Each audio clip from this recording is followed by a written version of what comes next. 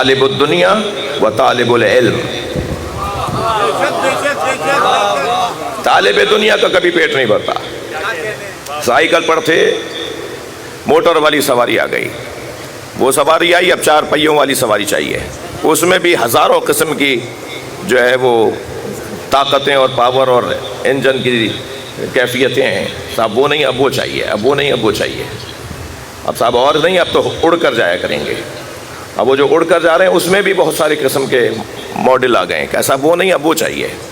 ٹھیک ہے، یہ تو ان کا تو پیٹ ہی نہیں بھر رہا. انہیں تو سب کچھ دے دو تب بھی ان کا پیٹ نہیں بھر رہا. ساری دنیا کھا جائے تب بھی ان کا پیٹ نہیں بھرے گا. تو یہ جو طالب دنیا ہے نا، اس کا کبھی پیٹ نہیں بھرتا، یہ کبھی سیر نہیں ہوتا. جی آپ کی چہروں کی سنجیدگی مجھے آمادہ کر رہی ہے کہ میں ایک اور مولا علی کا فرمان سنا دوں.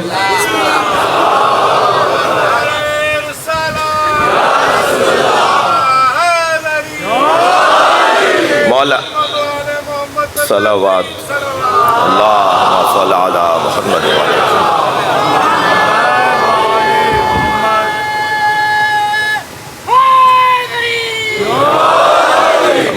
مولا علی علیہ السلام فرماتے ہیں رضینا قسمت الجبار فینا، ہم اللہ کی تقسیم پر راضی ہیں. کیا خوب، کیا حسین جملہ ہے مولا کا. رضینا قسمت الجبار فینا، ہم اللہ کی تقسیم پر راضی، ہم اہل بیت اللہ کی تقسیم پر راضی ہیں. رضینا قسمت الجبار فینا لنا علم وللعداء مال. اللہ نے ہمارے لیے علم کو رکھا ہے، ہمارے دشمن کے لیے مال کو رکھا ہے. جی اب یہ 2 طرح کے طالب علم بھائی. ایک طالب دنیا کبھی بھی سیر نہیں ہوگا، اور ایک طالب علم کبھی بھی سیر نہیں ہوگا. مسلسل اسے علم چاہیے، مسلسل اور چاہیے. بلکہ میں دانشور تشریف فرمائیں یہیں ایک جملہ کہہ دوں کہ جتنا علم بڑھتا ہے اتنا اپنی جہالت کا پتہ ملتا ہے. علم جہالت تک پہنچاتا ہے بھائی. یعنی ہمیں احساس بڑھنے لگتا ہے کہ ابھی تو اور معلوم ہونا چاہیے، ابھی تو اور علم میں اضافہ ہونا چاہیے.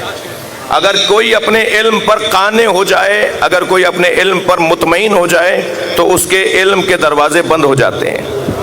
لیکن جو اپنے علم پر مطمئن نہیں ہوتا اسے اور چاہیے اور چاہیے، اس کا علم بڑھتا رہتا ہے. میری اور آپ کی تو کوئی حیثیت نہیں ہے، ہمارا کیا ہے مقام، ہم ہیں کون، ہم ہیں بھی. جب اللہ کو یہ اچھا لگتا ہو، اے میرے حبیب مجھ سے 2 ہی دعا مانگا کرو، یا مجھ سے علم مانگا کرو، یا مجھ سے میری جانب سے مضبوط مددگار مانگا کرو. مجھ سے 2 چیزیں مانگا کرو، علم مانگو اور طاقت مانگو. 2 چیزیں مجھ سے مانگو. رب زدنی علما، اے حبیب قل، کہہ دو مجھے اور علم چاہیے، مجھے اور علم چاہیے. اور اے حبیب مجھ سے کہہ دو وجعلنی من لدنک سلطانا نصیرا، یا اللہ مجھے اپنی طرف سے مضبوط مددگار عطا فرما. اگر ولائی مجمع کو میں کھول کر کہہ دوں تو نبی مکرم اللہ سے اللہ کا علم مانگ رہے ہیں اور اللہ سے اللہ کی طاقت علی مانگ رہے ہیں.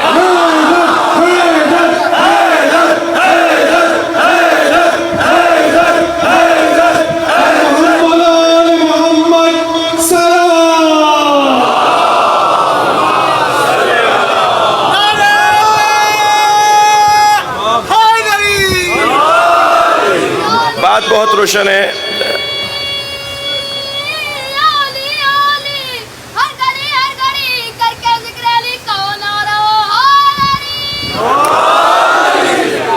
توجہ ہے بات کی. تو جو چیز معاشرے کے بگاڑ کا سبب ہے اس میں ایک اساسی جو عنوان ہے وہ ہے لینے کا جذبہ بڑھتے چلا جانا، بڑھتے جانا، زیادہ سے زیادہ ہو جانا، اور دینے کا جذبہ کم سے کم ہو جانا. تو جب دینے والے زیادہ ہوں اور لینے والے کم ہوں تو معاشرہ ترقی کرنے لگے گا. مثالی معاشرہ اس وقت کہلائے گا جب دینے والے زیادہ ہوں اور جب لینے والے کم ہوں. لیکن اگر اس کو برعکس کر دیں، لینے والے زیادہ ہوں اور دینے والے کم ہوں، تو معاشرت زوال کی طرف جائے گا، معاشرہ زوال کی طرف جائے گا. اگر میرے کسی بچے کو جلدی نتیجہ چاہیے تو میں ابھی یہیں کہہ دیتا ہوں، وہ جو مثالی معاشرہ ہوگا نا، وہ وہی تو معاشرہ ہے جس میں لوگ صدقہ لے کر فقیروں کو ڈھونڈیں گے، اور جسے فقیر سمجھ کے دیں گے وہ خود کہے گا کہ میں بھی صدقہ دینے نکلا ہوں۔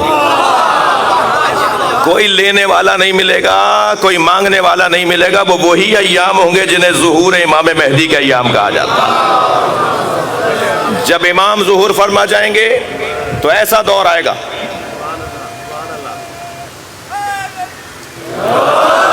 لہذا یہ جو میں نے ایک بات کی ہے، اس کو آپ سے چاہوں گا تھوڑی سی توجہ اور بڑھائیں۔ اس گھرانے نے ہمیں پیغام یہ دیا ہے کہ دینے والے بنو، لینے والے نہیں بنو۔ یہاں تو ایسے نہیں ہے، مگر بعض مجلسوں میں اور پہلے والی مجلسوں میں اللہ کرے وہ سادگی کا دور پلٹ آئے، تھوڑا سا بانیان بھی ذرا پیسے کا غیر ضروری استعمال مجلسوں سے بند کریں، اور ہر طبقہ جو پیسے کا غیر ضروری استعمال مجلسوں میں لے کر آیا ہے اسے ذرا کنٹرول کرے، تو شاید کچھ پچھلا سادگی کا اور روحانیت کا دور پلٹ کے آ جائے جو مسلسل کمی کی طرف ہے، اور اس کی وجہ سے بہت سارے مسائل بھی ایجاد ہو رہے ہیں، بہت سارے مسئلے بھی شروع ہو رہے ہیں۔ ان کو کیسے کنٹرول کریں گے؟ میں نہیں کہتا کہ زمانے کے ساتھ نہ چلا جائے، ہم جب ایک چیز کی اصلاح کر رہے ہوتے ہیں تو ہم اس چیز کو بھول جاتے ہیں کہ اس میں رکاوٹ کون سی چیز ہے۔ رکاوٹ کو جب تک مد نظر نہیں رکھیں گے ہم کسی چیز کو ٹھیک نہیں کر پائیں گے، اور رکاوٹوں میں ایک بڑی رکاوٹ زمانہ ہے، زمانے کے ساتھ کٹ کے نہیں چل سکتے آپ جی۔ یہ جو آپ کے ہاتھ میں ایک سب کے پاس رابطہ کرنے کا ایک ذریعہ موبائل کی صورت میں ہے، اس کے جہاں 85 فائدے ہیں وہاں نقصان بھی ہیں، تو اگر ہم نقصانوں کو ہی گنتے رہیں گے تو پھر ہم فائدوں کو کیا کریں گے، اور پھر ہم اس سے کٹ کے نہیں چل سکتے۔ اب سے 40 سال پہلے بینکوں کے اندر جاب کرنا، نوکریاں کرنا، بینکوں سے لین دین کرنا سارے فقہا کے نزدیک ناجائز تھا، تقریباً سب کے نزدیک ناجائز تھا، اور آج تقریباً 1-2% رہ گئے ہیں کہ جن کے نزدیک ناجائز ہے، اس لیے کہ حکم ثانوی ہے، اس کے بغیر آپ کا گزارا ہی نہیں ہے، اس کے بغیر آپ کا چارہ ہی نہیں ہے۔ حالات ایسے ہو گئے، زمانہ ایسا ہو گیا ہے، حکم ثانوی کے مطابق شریعت کے اندر یہ گنجائش ہے، اجتہادی امور کے اندر یہ گنجائش ہے کہ آپ کے لیے رستے نکالے جائیں۔ ایسے ہی کچھ ہمارے جو عبادتیں ہیں ان کے اندر کچھ ایسی چیزیں شامل ہو رہی ہیں جو روحانیت میں کمی کا سبب ہیں، اور یہ آیت اللہ خمینی کا جملہ مجھے یاد آ رہا ہے، وہ فرماتے ہیں کہ اگر ایک مادی نعمت آئے گی تو 3 معنوی نعمتیں فرار کر جائیں گی، یعنی دونوں کا آپس میں دوستانہ نہیں ہے، مادی نعمت کے ساتھ روحانی نعمتیں چلتی نہیں ہیں، رہتی نہیں ہیں ان کے ساتھ۔ تو ہمارے پاس مادی نعمتوں کا جس کثرت سے اور جس تیزی سے اضافہ ہے، اسی تیزی سے روحانی نعمتوں کا رخصتی بھی ہے، روحانی نعمتوں کا فرار بھی ہے، وہ جا رہی ہیں ہم سے چھوڑ چھوڑ کر ہمیں جی۔ پہلے تو دور سے علم کو دیکھ کر مراد پوری ہو جاتی تھی، پہلے تو دور سے ذوالجنہ کی زیارت کرتے ہوئے ایک توسل کی کیفیت، ایک لو لگنے کی کیفیت ہوتی تھی، ایک اپنے مولا سے بات شروع ہو جاتی تھی، اور بڑے بڑے لوگوں کے مسئلے حل ہو جاتے تھے، اور آج شاید ایسا اللہ کرے ایسا ہی ہو۔ ایک صلوات پڑھ لیں ذرا محمد و آل محمد۔ وہ سبب کیا ہے؟ وہ سبب بھی بے ہنگمی کے ساتھ اور غیر متوازن انداز سے مادی چیزوں کا اضافہ ہے۔ تو جب ان چیزوں کو ہم دیکھیں گے تو پھر یہ مسئلے ہوں گے۔ تو میں اپنے اصلی مضمون کی طرف آ رہا ہوں، وہ یہ کہ دینے کا جذبہ زیادہ ہو اور لینے والے کم ہوں، ٹھیک ہے؟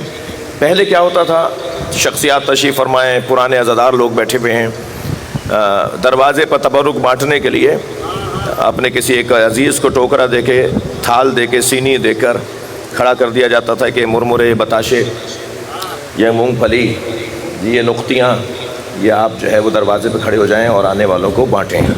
تو دینے والا ایک ہوتا تھا، لینے والے 1000 ہوتے تھے۔ تو جب لینے والے زیادہ ہوتے تھے اور دینے والا ایک ہوتا تھا تو جی وہ انگوٹھا بھی چھلتا تھا اور جو ہے وہ دھکا بھی لگتا تھا، اور کبھی کبھی تو ایسی آوازیں بھی آتی تھیں کہ چاچا مجھے دے دو۔ اب وہ مڑ کے دیکھتا تھا یہ میرا بھتیجا کون سا ہے، اور پھر کہیں سے آواز آتی تھی ماموں ہمیں بھی دے دیجئے۔ اب وہ ایک وقت میں ایک آدمی کو ہی دے گا نا، اور لینے والے 25 ہیں 50 ہیں جو ہاتھ پھیلائے کھڑے ہیں، اور دینے والا ایک ہے۔ تو جب دینے والا ایک ہے تو پھر رشتے بھی گھڑے اور بنائے جائیں گے، یعنی میں اگر یوں کہہ دوں کہ جب لینے والے زیادہ ہوں تو پھر رشتہ داریاں بھی بنائی جاتی ہیں، اور جب دینے والا ایک ہو تو پھر دھکا بھی لگتا ہے، کھبا بھی چلتا ہے، گھٹنا بھی پھوٹتا ہے، انگوٹھا بھی چلتا ہے، یہ والی کیفیت ہوتی ہیں۔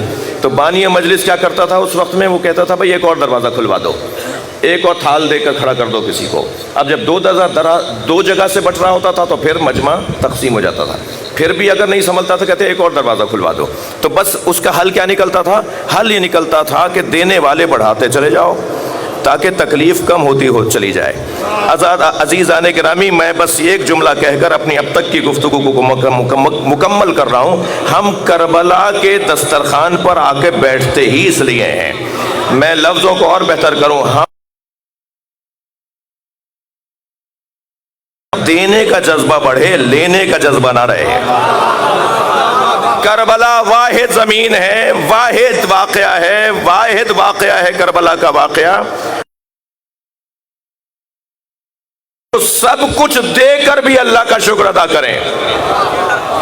وہ یہ گھرانہ ہے جن سے میرا اور آپ کا گہرا تعلق ہے۔ بات بہت روشن ہے۔ پروردگار عالم خود اپنی ہی قسم کھا کر اپنے حبیب کی تعریف کر رہا ہے۔ فلا وربک لا یؤمنون حتی یحکموک فیما شجر بینہم، بس تمہارے رب کی قسم۔ اللہ اکبر۔ مجھے تو یہاں سے گزرتے ہوئے ذرا آپ دل کر رہا ہے کہ آپ ایسے ہی نہ گزروں، آپ کی توجہات آپ کے چہرے کی رونق بتا رہی ہے۔ وہ کیسا عبد ہے جس کا معبود اس پر فخر کرتا ہو؟ یہ کون ہے جس کا معبود اس پہ فخر کر رہا ہے؟ ساری دنیا اللہ کی عبدیت کی کیفیت میں ہے، سب اللہ کے بندے ہیں، کچھ مجبور مسلمان ہیں، کچھ مختار مسلمان ہیں، بندگی میں نہ ہو، کچھ مجبوراً بندگی کر رہے ہیں، جیسے چاند سورج، جیسے موسم، جیسے ہوا، جیسے بارش، جیسے پودے پتھر، یہ سب مسلمان ہیں مگر یہ مجبور مسلمان ہیں۔ اور جن اور انسان ہے جو مختار مسلمان ہے، مگر کوئی نہیں ملے گا آپ کو کہ جو اللہ کا بندہ نہ ہو، اللہ کی بندگی نہ کر رہا ہو۔ مگر کیسا وہ بندہ ہے؟ یعنی سبحان الذی اسری بعبدہ، بابرکت ہے وہ ذات جو اپنے بندے کو لے گئی۔ یہ تعریف بندے کی ہو رہی ہے، بندے کے مالک کی ہو رہی ہے، یعنی نبی کی معراج ہو رہی ہے، تعریف اللہ کی ہو رہی ہے۔ ساری دنیا میں واحد ایسا یہ بندہ ہے جس پر اللہ فخر کرتا ہوا نظر آتا ہے کہ اس سے بڑا تو میرا کوئی بندہ ہی نہیں ہے۔ یہ جملہ میں کئی سال پہلے اس منبر سے کہہ چکا ہوں، تکرار کر رہا ہوں۔ سب سے اللہ چاہتا ہے، ہر بندے سے اللہ چاہتا ہے کہ وہ آرام کو چھوڑ کر مصلی پر آ جائے، وہ بستروں کو چھوڑ کر مصلوں پر آ جائے، مگر اپنے مصطفیٰ سے کہتا ہے میرے مصطفیٰ کبھی بستر پہ بھی چلے جایا کرو۔ قبل لیلا الا قلیلا، اے میرے حبیب کبھی آرام بھی کر لیا کرو۔ اب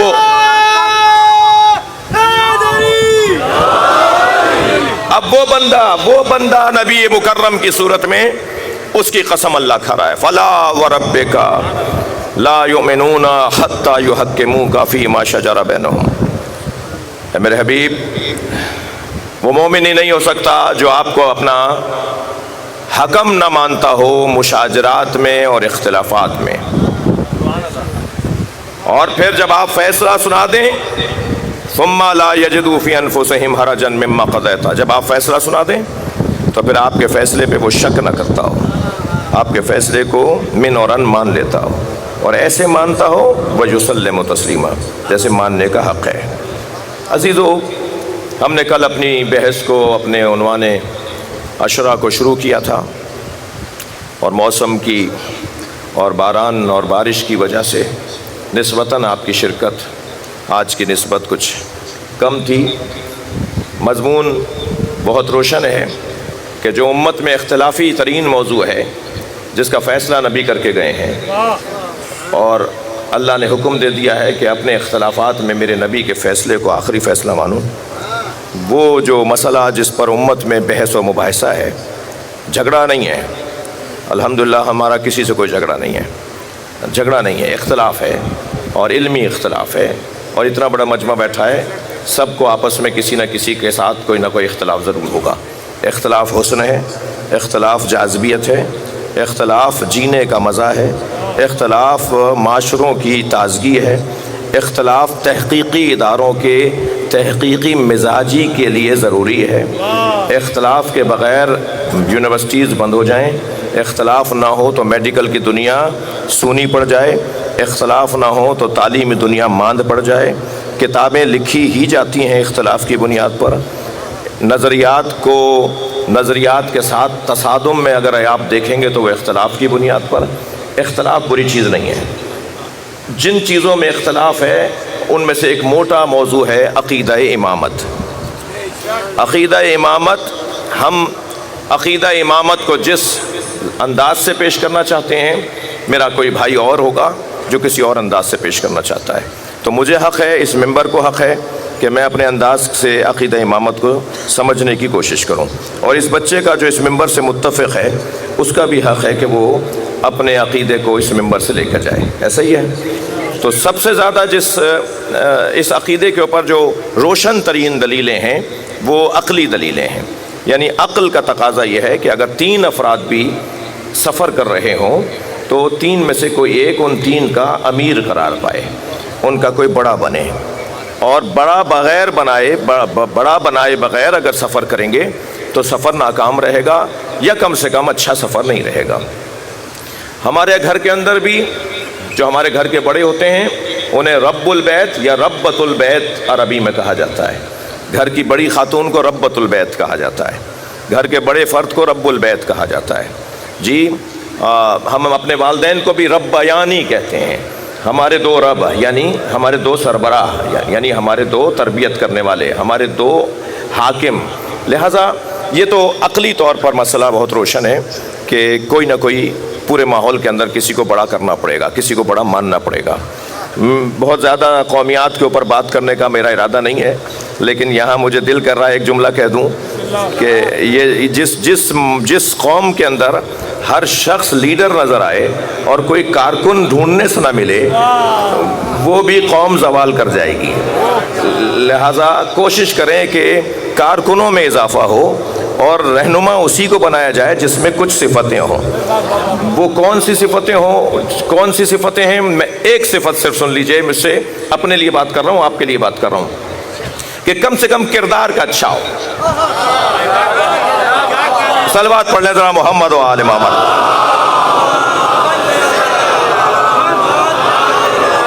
اس سے بلند صلوات پڑھ لیجئے۔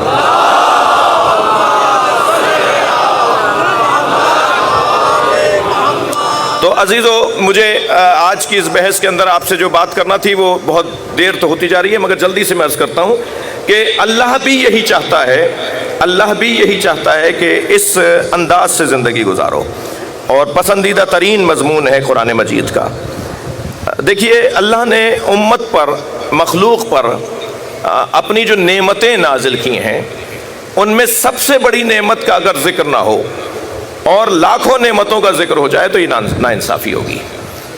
ان تعدوا نعمت اللہ لا تحصوها، اللہ کی نعمتیں کتنی ہیں خود قرآن نے ہمیں مجبور بتایا ہے، ہمیں عاجز بتایا ہے اللہ نے کہ ہم اللہ کی نعمتوں کو گن نہیں سکتے۔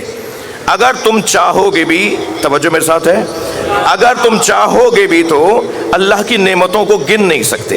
تو اللہ کی نعمتیں کتنی زیادہ ہوئیں ہمیں نہیں پتا۔ کون سی نعمت؟ اپنے 6 فٹ کے بدن پہ ہی میں ذرا دیکھ لوں، اپنے آپ کو ہی آئینے میں کھڑا کر کے دیکھ لوں، میرے اس بدن کے اوپر ہی اللہ نے سینکڑوں نعمتیں رکھی ہیں، اور ہر نعمت میں بھی 25 نعمتیں رکھی ہیں۔ میں ویسے ہی 25 کہہ رہا ہوں، شاید سینکڑوں نعمتیں رکھی ہیں۔ آنکھ میں بظاہر ہمیں آنکھ ایک نعمت لگ رہی ہے نا، اس آنکھ کے اندر جتنی الجھنیں ہیں، جتنے شعبے ہیں، جتنے اس میں نسیں اور اس میں اللہ نے نظام قرار دیے ہیں، وہ ہر ایک اپنی جگہ اللہ کی ایک نعمت ہے۔ جو آنکھوں کے بیمار لوگ ہیں وہ کبھی کہتا ہے کہ صاحب اس کو یہ بیماری ہے، اس کو وہ مسئلہ ہے، اس کو وہ مسئلہ ہے۔ آنکھ تو ایک ہے، مسئلے 50 ہیں، تو یعنی مسئلے 50 ہیں تو نعمتیں بھی 50 ہیں۔ جن کے ہاں وہ مسئلہ نہیں ہے اس کے پاس وہ نعمت ہے۔ تو اب نعمتیں کتنی گنیں گے، کیسے گنیں گے؟ ذرا سا اگر میرا اور آپ کا یہ ہماری بھویں جو ہیں وہی کہیں سے ڈاٹ پڑ جائے اس کے اندر اور بال اڑنا شروع ہو جائیں تو لوگ لاکھوں روپے لگا کے تو وہاں بال اگواتے ہیں۔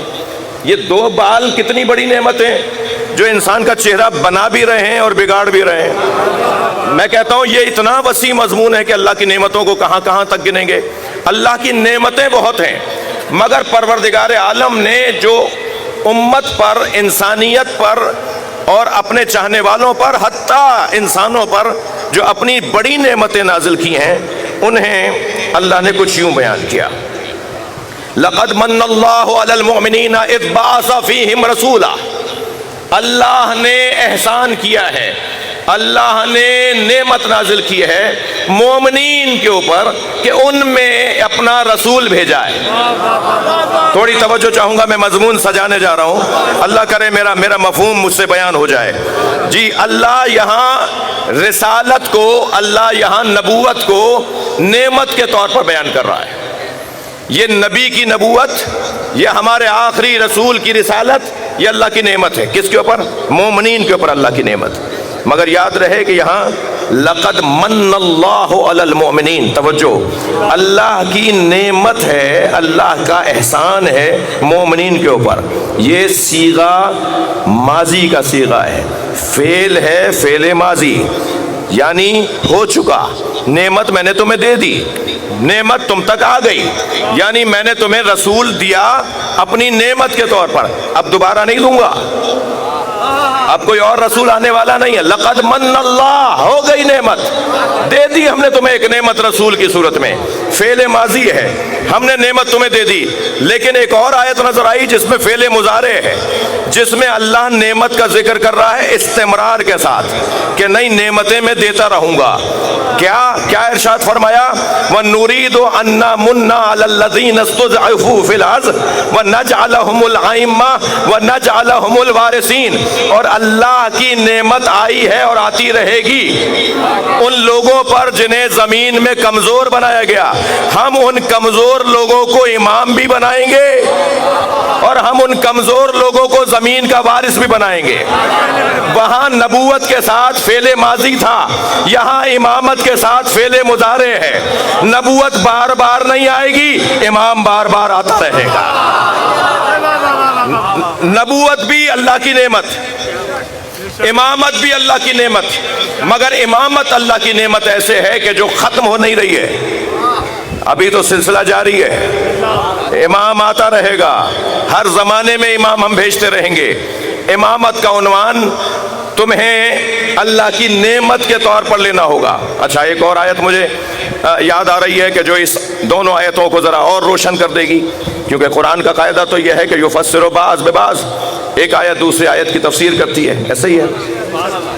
سورہ مبارکہ آل عمران آیت نمبر 103 میں ارشاد ہو رہا ہے، یا ایھا الذین آمنوا اتقوا اللہ حق تقاتہ، اے صاحبان ایمان تقوی پروردگار اختیار کرو اس کے حق کے ساتھ، ایسے اختیار کرو جیسا اختیار کرنے کا حق ہے۔ حق تقاتہ ولا تموتن الا وانتم مسلمون، اور خبردار مر مت جانا، خبردار مر نہ جانا، مگر مرنا تو مسلمان مرنا۔ اچھا، یعنی مسلمان مرنا ہمارے اختیار میں ہے جی، مرنا نہیں مگر مرنا تو مسلمان مرنا۔ آیت یہاں رکی نہیں، کیسے مسلمان مرے؟ اللہ کی نعمت۔ کیسے مال سالم رہے؟ اس کا تو انتظام۔ کیسے جان سالم رہے؟ اس کا تو انتظام، نعمت الہی۔ لیکن کیسے اسلام سالم رہے، کیسے دین سالم رہے، اس کے انتظام کو امامت کہا جاتا ہے۔ توجہ بڑھائیں گے تھوڑی سی عزیزو، یعنی میرا مال کیسے محفوظ رہے، یہ اگر میں انتظام کر لوں تو یہ تو اللہ کی نعمت۔ میری جان محفوظ رہے، یہ میں صحت کے معاملات کو بہتر کر لوں تو یہ اللہ کی نعمت۔ اللہ کہہ رہا ہے میں تمہارا اسلام محفوظ رکھنا چاہتا ہوں، میں تمہیں مسلمان رکھنا چاہتا ہوں۔ تم مرو تو مسلمان مرنا، کیا کریں کہ مسلمان مریں؟ توجہ بڑھائیں گے تھوڑی سی، انتہائی سنگین گفتگو ہے جسے کرنے کی کوشش کر رہا ہوں۔ وَلَا تَمُوتُنَّ إِلَّا وَأَنْتُمْ مُسْلِمُونَ، خبردار مر مت جانا، مر نہ جانا، مگر مرنا تو مسلمان مرنا۔ وَاذْكُرُوا، اب کیسے مسلمان مریں گے؟ وَاعْتَصِمُوا بِحَبْلِ اللَّهِ جَمِيعًا، اللہ کی رسی کو مضبوطی کے ساتھ تھامے رکھو۔ कैसे मुसलमान मरे? अल्लाह कह रहा है मुसलमान मरो। कैसे मुसलमान मरे? वातसिमू बिहब्लिल्लाह जमीआ वला तफर्रकू, अल्लाह की रस्सी को मजबूती के साथ थामे रखो और तफर्रक़े में न पड़ो। अब जो सबने तर्जुमा किया है मैंने वो पहले कर दिया है, मगर अब वो तर्जुमा सुनिए जो मैं करना चाह रहा हूँ, जो मैंने अपने असातिज़ा से पूछकर और अपने बुजुर्गों से जानकर समझकर तर्जुमा करने की आज कोशिश कर रहा हूँ। क्या तर्जुमा करूँगा? तर्जुमा बदल रहा हूँ। वातसिमू बिहब्लिल्लाह जमीआ, अल्लाह की रस्सी को मजबूती के साथ मिलकर थामो। इमामत का मसला फर्द फर्द का नहीं है, इज्तिमा का है। इमामत का मसला मेरा और आपका नहीं है, समाज का है। सलवात पढ़ें जरा मोहम्मद व आले मोहम्मद।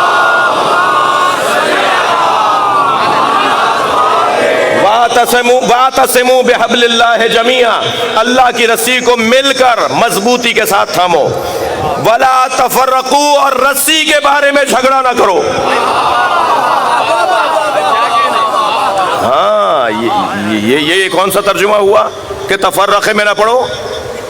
वो गलत आदमी है, वो गलत बात कर रहा है, कैसे इख्तिलाफ ना करें? इसका मतलब है कि अल्लाह तो फिर हर इख्तिलाफ के खिलाफ बात कर रहा है। अल्लाह हर इख्तिलाफ को रोक रहा है। खबरदार, सब बात कर रहे हैं तो तुम जाओ खामोश हो जाओ। अक्सरियत बात कर रही है तो खामोश हो जाओ। मीटिंग में सबने एक बात कर ली है तो तुम भी खामोश रहते। भाई इजलास में सबने एक बात की तो तुम भी खामोश रहते। तुमने अलहदा से बात करके तफर्रका डाल दिया। भाई बात ये नहीं है कि तुम खामोश रहते, बात ये है कि किस पर खामोश रहते।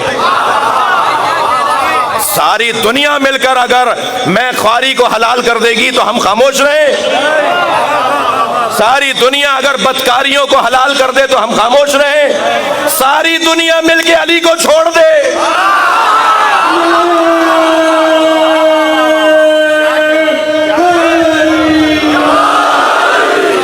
तो क्या हम खामोश रहें? नहीं, ये तर्जुमा नहीं होगा कि खबरदार अल्लाह की रस्सी को मजबूती के साथ थामे रखो और तफर्रक़, इख्तिलाफी बातें मत किया करो। भाई ये तो अजीब से आदमी है, जहाँ बोलते हैं इख्तिलाफी बातें करते हैं। इनका तो काम ही ये है, ये तो सबसे हट के चलते हैं। इनका तो बीन ही अलहदा बचता है, इनका तो अंदाज ही कुछ और है।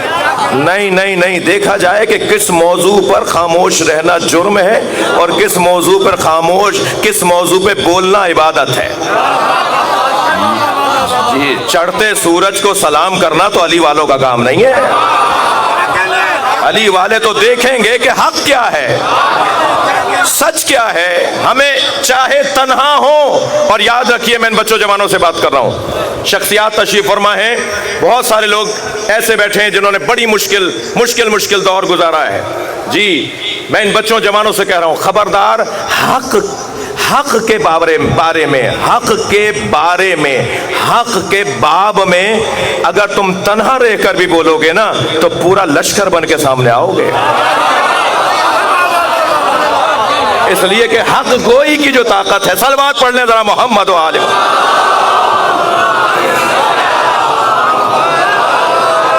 और बुलंद सलवात नबी की जात पर।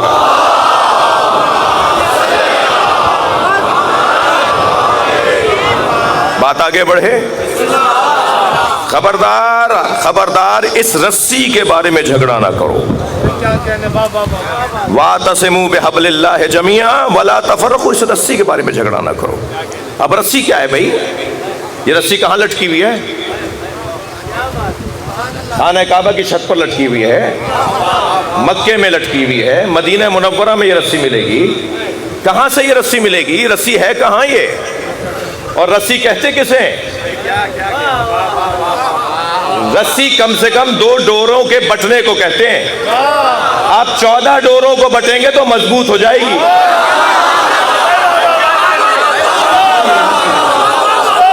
सलवात पढ़ ले जरा मोहम्मद व आले मोहम्मद पर।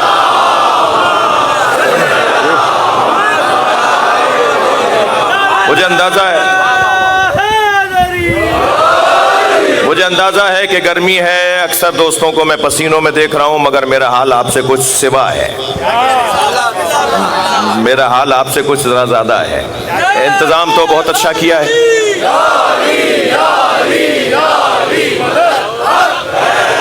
इंतजाम मेरे दोस्तों ने बहुत अच्छा किया है, मगर कहीं कहीं मुझे कुछ ہوا پھینکنے والے جو آلے ہیں نا وہ ذرا خاموش نظر آ رہے ہیں، تو اب یہ بتائیں گے کہ ایسا کیوں ہو رہا ہے؟ انشاءاللہ کل ایسا نہیں ہوگا۔ تو جتنی سہولت فراہم کر سکتے ہیں، اور اس کو ڈبل کر دیجئے، اسے دگنا کر دیجئے، اسے زیادہ سے زیادہ کر دیجئے۔ اور شاید کچھ مسئلہ کچھ اور بھی ہے، شاید آپ کی حفاظت کی خاطر بھی انہیں بند کیا گیا ہے۔ تو بہرحال آپ تھوڑا سا اور برداشت کیجئے مجھے، میں 5-8 منٹ اور بولنا چاہتا ہوں۔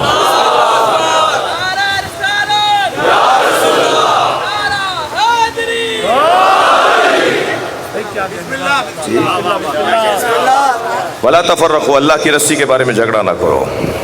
جب نبی سے پوچھا گیا اللہ کی رسی کیا ہے تو آپ نے ایک جواب دیا، جب علی سے پوچھا گیا اللہ کی رسی کیا ہے تو آپ نے ایک جواب دیا، مولا علی سے پوچھا گیا اللہ کی رسی کیا ہے، فرمایا قرآن۔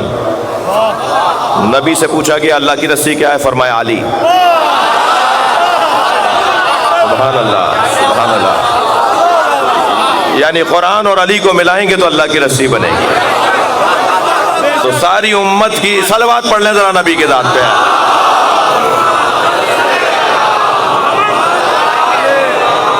تو اب اللہ کی رسی کے بارے میں جھگڑا نہیں کرنا۔ میں آپ کو بہت دیر لگا دی اس ایک آیت کے اس حصے تک پہنچنے میں۔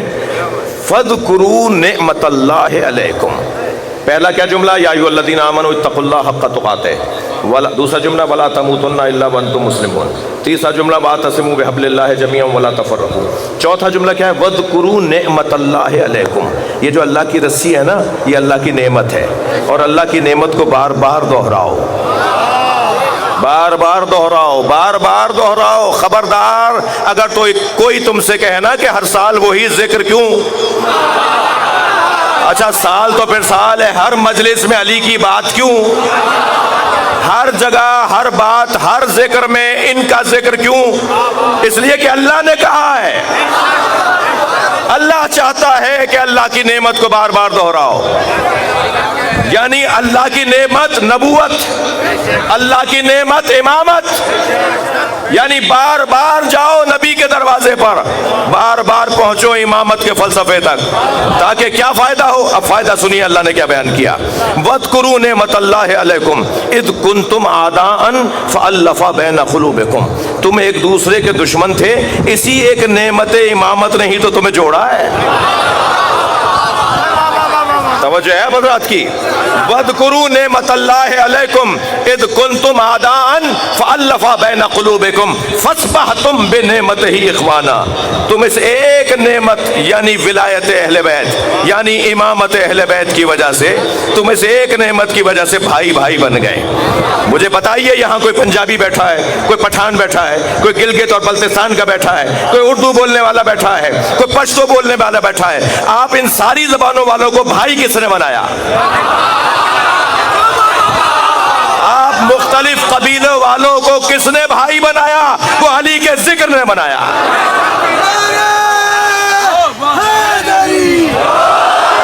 یہ ذکر اہل بیت ہے جو ہمیں بھائی بھائی بناتا ہے، یہ اللہ کی سب سے بڑی نعمت ہے جو ہمیں بھائی بھائی بنا دیتا ہے۔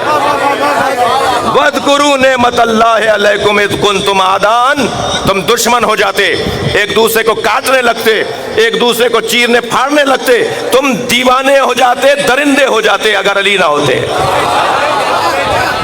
اگر مفہوم ولایت نہ ہوتا، اگر مفہوم امامت نہ ہوتا، اگر مفہوم خلافت نہ ہوتا تو تم ایک دوسرے کے دشمن ہو جاتے۔ کنتم شفا حفرۃ من النار، تم دوزخ کی تہ میں تھے۔ ابھی دوزخ تو آئی نہیں، تہ میں کیسے تھے؟ یعنی تمہارے اندر تہ میں جانے کی پوری صلاحیتیں تھیں۔ جی جی تفسیر قرآن بیان ہو رہی ہے بھائی جی۔ کنتم شفا حفرۃ من النار، تم دوزخ کی تہ میں تھے۔ تو دوزخ تو ابھی بنی نہیں، تو اس کی تہ میں کون تھا؟ کیسے ہو سکتا ہے کوئی؟ یعنی پوری صلاحیتیں تھیں تمہارے اندر کہ تم دوزخ کی تہ میں تھے۔ کنتم شفا حفرۃ من النار فانقذکم منہا، ہم نے اس ایک نعمت کی وجہ سے تمہیں دوزخ سے نکالا ہے۔ بھائی تھوڑی گردن ہلا دو اللہ کے واسطے، ہم نے اس ایک نعمت کی وجہ سے تمہیں دوزخ سے نکالا ہے۔ فانقذکم منہا، ہم نے اس ایک نعمت عظمائے ولایت علی، नेमत उज़्माए विलायत और इमामत अली, इस एक नेमत की वजह से हमने तुम्हें बाहर निकाला। कज़ालिका युबय्यिनुल्लाहु लकुम, अल्लाह तुम्हारे लिए इसी तरह अपनी आयात को बयान करता रहेगा। लअल्लकुम तहतदून, शायद कि तुम हिदायत पा जाओ। अल्लाह की सबसे बड़ी नेमत विलायत अली, इमामत मौला अली। अब मुझे नहीं मालूम कि कल मैं इस मजमून पे जब बात करूंगा तो ये बात न जाने मुझसे रह न जाए, लिहाजा यहीं मैं वो हदीस सुना देता हूँ। सुन्नी शिया ने इस हदीस को लिखा है कि नबी ने फरमाया कि अल्लाह ने हदीस कुदसी में इरशाद फरमाया, लो इज्तमान नास अला हुब्ब अली इब्न अबी तालिब, अगर सारी इंसानियत अली की मोहब्बत पर जमा हो जाती, लमा खलक़तुन नार, तो मैं दोज़ख ही ना बनाता।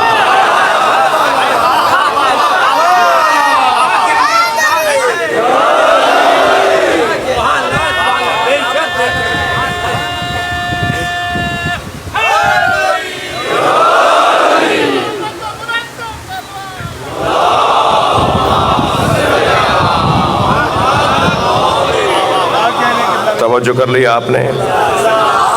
अल्लाह की सबसे बड़ी नेमत विलायत व इमामत मौला अली।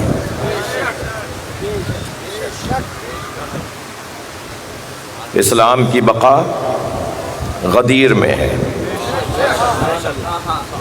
और गदीर की बका मुबाहिले में है और मुबाहिले की बका करबला में है और करबला के ज़िक्र में ताज़गी अक़ीदा ज़ुहूर मेहदी में है।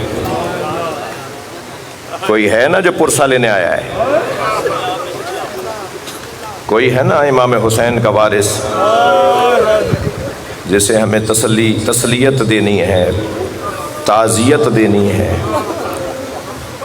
जो हमारी मजलिस में आते हैं।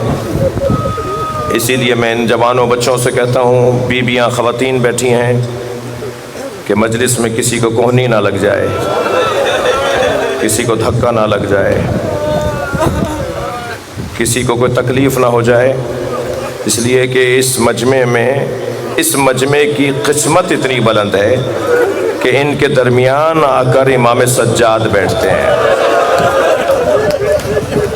इनका बड़ा मकाम है। मैं तो अपने कबीले के अक्सर ज़ाकिरीन से हाथ जोड़ के कहता हूँ कि कोई बेअदबी, कोई इनके बारे में ऐसी बात ना हो जाए जो इनकी दिल आज़ारी का सबब हो, कोई मुझसे ऐसा जुमला ना हो जाए, आप भी मुझे माफ़ करेंगे और आपके और मेरे मौला भी मुझे माफ़ करेंगे। इरादी और गैर इरादी तौर पर अगर कोई ऐसी बात हो जाए तो मौला मुझे माफ़ करें। बड़ा मकाम है आपका। मन बका आओ अबका आओ तबाह का। मेरे मासूम इमाम फरमाते हैं, जो हमारे जद हुसैन पे रोए, आप रोने वाले आप मेरे मोहताज नहीं हैं, मैं आपका मोहताज हूँ। यानी मैं ज़ाकिर, मैं मरसिया ख़ान, मैं नौहा ख़ान, मैं ख़तीब आपका मोहताज हूँ, आप मेरे मोहताज नहीं हैं। सबसे पहले जिसका जिक्र इमाम ने किया है ना, वो आपका किया है, रोने वालों का। आप मेरे मोहताज नहीं हैं। आप तो कोई भी मरसिया की किताब उठाएंगे, कोई भी नौहे की किताब उठाएंगे, एक नौहा पढ़ के रो लेंगे, आपके लिए जन्नत हो जाएगी। मैं आपका मोहताज हूँ कि आप आएँ तो मैं पढ़ूँ। अजरुकम अल्लाह, अजरुकम अल्लाह। मन बका और अबका, जो रुलाए, और तबाह का, जो रोने का माहौल बनाए। यानी ये मजलिस करने वाला बानी, मोहतमिम, मुंतज़िम, ये अगर खुलूस और सच्चाई के साथ, और अल्हम्दुलिल्लाह सही है, अल्हम्दुलिल्लाह सही है, तो फिर मासूम की निगाहें उन पर होती हैं जिनकी आंखों में आंसू होते हैं। मैं चंद रोज़ पहले रिवायत पढ़ रहा था, जनाब ज़हरा उन्हें बहुत अजीज़ रखती हैं जो सैयदा के बच्चे पे रोते हैं। अल्लामा नक्कन साहब ने भी ये जुमला बयान किया है कि तसुम्मु दुमू अल बाकीन, جب مجلس ہوتی ہے نا تو سیدہ مجلس میں آتی ہیں، فی یدہا خرقۃ، بیوی کے ہاتھ میں رومال ہوتا ہے۔ اجرکم اللہ، اجرکم اللہ۔ جن کے مذہب میں رونا جائز ہے وہ آمادہ ہوں۔ اللہ آپ کو کوئی غم نہ دے سوائے اہل بیت میں رونا رونے والوں کا قرار دے۔ تصم دموع الباکین، رونے والوں کے آنسوؤں کا جو نور ہے نا، یہ جو ہر قطرے سے ایک نور ظاہر ہو رہا ہے، جو مجھے اور آپ کو نظر نہیں آ رہا، جو نور ہے نا انہیں نور نظر آ رہا ہے، یہ نور وہ جمع کر کے جاتے ہیں۔ اب ایک روایت سنا دوں جو سیدہ ہی کی روایت ہے۔ بی بی فرماتی ہیں الدموع علی الحسین تفوج رائحۃ الجنہ، اللہ حسین پہ رونے والوں کے آنسوؤں سے جنت کی خوشبو خلق کرے گا۔ یہ جو امام حسین کے نام پر آنسو گرتا ہے نا، ان آنسوؤں سے اللہ ان سب کو جمع کر رہی ہیں سیدہ، اور ان آنسوؤں سے جنت کی خوشبو بنے گی۔ جنت میں جب خوشبو آئے گی تو ان آنسوؤں سے اللہ خلق کرے گا اس خوشبو کو۔ جنت کی خوشبو حسین پر گرنے والے آنسوؤں سے بنے گی۔ یہ کچھ مقام کم نہیں ہے۔ آج 3 محرم گزر گئی، قافلہ کربلا میں آ چکا۔ مولا حسین نے، حضرت عباس نے، حضرت علی اکبر نے تقسیم کر دیا کہ کون کس خیمے میں رہے گا، اصحاب کہاں رہیں گے اور اہل بیت کہاں رہیں گے۔ اور سب سے آگے خیمہ ہے حضرت عباس کا، جو سارے خیموں کا محافظ وجود ہے، جو سب کی حفاظت کرنے کی ذمہ داری رکھتا ہے۔ عزادارو، ایسے ایسے اصحاب امام کے کربلا کے اندر آئے ہیں کہ جن کو دیکھ کر حسین یہ فرمائیں انی لا ارا اصحابا کا اصحابی، جیسے اصحاب میرے ہیں ایسے میں نے کسی اور کے اصحاب نہیں دیکھے۔ ان اصحاب میں 2 صحابیوں کا ذکر کرنا چاہوں گا۔ ایک کا نام سعید ابن عبداللہ علیہ السلام، اور ایک نام ہے ذوالقرنین علیہ السلام۔ ان دونوں کا میں ذکر کیوں کر رہا ہوں؟ خاص طور پر اس لیے کہ یہ 2 وہ ہستیاں ہیں جنہوں نے امام حسین کی نماز جماعت کی حفاظت کی ہے۔ جب عصر عاشور امام نماز پڑھ رہے تھے اور جماعت ہو رہی تھی کربلا میں ظہر کی، تو امام حسین کی نماز کی حفاظت میں تیر آنا شروع ہو گئے، تو ان دونوں نے آگے کھڑے ہو کر تیروں کو اپنے اوپر لیا۔ ڈھال سے گراتے تھے، تلوار سے توڑتے تھے، اپنے اوپر لے لیتے تھے کہ کوئی تیر حسین تک نہ چلا جائے۔ دونوں کو تیر لگتے رہے، سعید ابن عبداللہ کو بھی تیر لگتے رہے اور حضرت ذوالقرنین کو بھی تیر لگتے رہے، مگر سعید کو تیر زیادہ لگے، یہاں تک کہ کئی مرتبہ یہ مرحلہ آیا کہ سعید زمین پہ گر جاتے، مگر اپنے آپ سے کہتے تھے ابھی حسین کی نماز مکمل نہیں ہوئی، اپنے آپ کو سنبھالو، اپنے آپ کو حوصلہ دو۔ اپنے آپ سے باتیں کرتے تھے اور ذرا ہمت کرو۔ اور یہاں امام حسین کا سلام آخر انہوں نے سنا اور وہاں سعید زمین پر گر گئے۔ امام نے آگے بڑھ کر ان کا سر اپنی زانو پر لے لیا، سعید نے اپنا سر ہٹا دیا، امام نے پھر زانو پر لیا، پھر انہوں نے ہٹا دیا۔ جب تیسری مرتبہ ہوا نا تو امام نے فرمایا سعید تم اپنا سر ہمارے زانو سے کیوں ہٹاتے ہو؟ فرمانے لگے مولا یہ شہزادوں کی جگہ ہے، کہاں ایک غلام کا سر اور کہا زانو حسین، اجرکم اللہ، اجرکم اللہ، اجرکم اللہ۔ اللہ آپ کو کوئی غم نہ دے۔ ابھی حضرت سعید کا سر امام کی آغوش میں تھا کہ سعید نے مسکرانا شروع کیا۔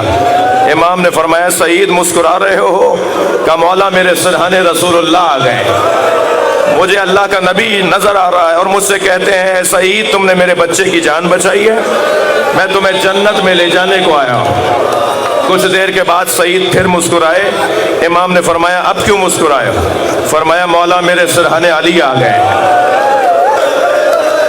اجرکم اللہ۔ سنیں گے عزادارو، کچھ دیر کے بعد سعید رونے لگے، آنکھوں میں آنسو آ گئے۔ امام نے فرمایا رو کیوں رہے ہو؟ کیا یہ زخموں کی تکلیف تمہیں رلا رہی ہے؟ کہا نہیں مولا، نہیں مولا، میرے رونے کا سبب یہ ہے میرے سرہانے فاطمہ زہرا آ گئے۔ نبی زادی سیدہ زہرا اتنی غریب کہ مجھ غریب سے آ کر کہتی ہیں کہ تمہیں جنت میں لے جانے کی بشارت دیتی ہوں۔ امام نے فرمایا سعید، اب مولا کو محسوس ہوا کہ سعید اب کچھ دیر بعد شہید ہو جائیں گے۔ فرمایا کچھ کہنا چاہتے ہو، کوئی آخری بات کرنا چاہتے ہو؟ کہ مولا حبیب کہاں ہے، مجھے حبیب سے بات کرنی ہے۔ حضرت حبیب بن مظاہر عقب میں کھڑے تھے، امام نے آواز دے کر کہا حبیب تمہیں سعید بلا رہے ہیں۔ تو حبیب کتنی جلدی آگے آئے ہوں گے؟ قریب آئے تو آواز دے کر کہا ذرا اپنا کان میرے منہ کے قریب لاؤ۔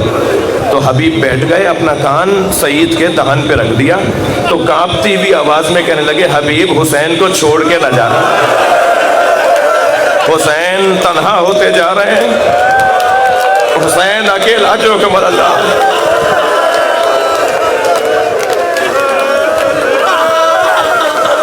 ایک یہ شہید ہے جس نے امام حسین پر اپنی جان ایسے قربان کی، اور ایک شہید کا اور ذکر ذرا دو جملوں میں سن لیجئے، وہ ہیں حضرت زہیر قین، صحابی رسول بھی ہیں، مولا علی کے چاہنے والے بھی ہیں۔